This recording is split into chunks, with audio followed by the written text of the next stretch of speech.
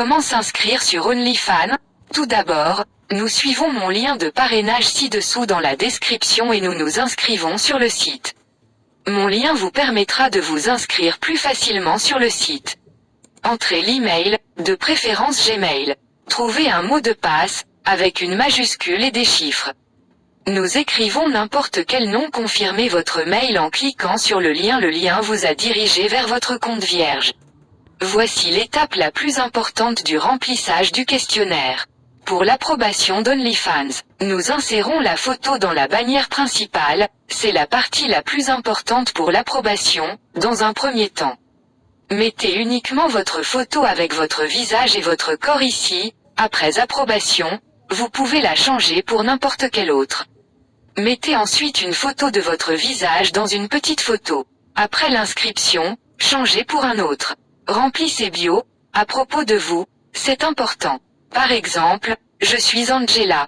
Très belle et séduisante, je travaille comme mannequin, j'ai beaucoup de photos et de vidéos, je les posterai souvent ici, alors suivez-moi.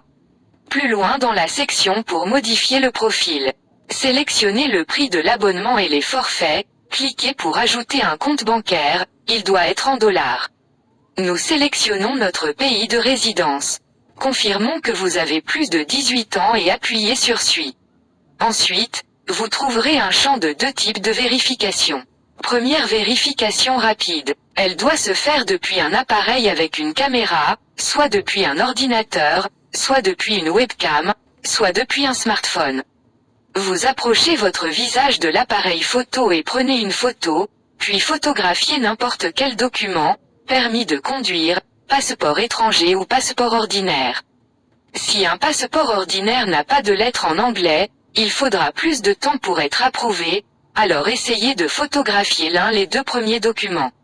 La seconde vérification, plus lente, est une meilleure option, vous remplissez étape par étape toutes les colonnes.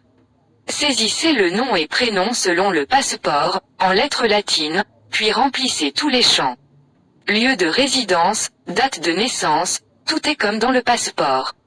S'il y a Twitter ou Instagram, publiez vos liens vers eux, cela améliorera l'approbation de la vérification.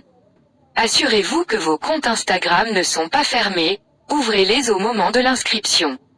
Ci-dessous, nous sélectionnons un passeport. Prenons-le en photo comme indiqué dans l'exemple de droite, la photo ne doit pas être traitée, recadrée dans Photoshop et ne doit pas dépasser 7 mégaoctets. Vous pouvez faire un scan photo pour une meilleure qualité, puis télécharger cette photo.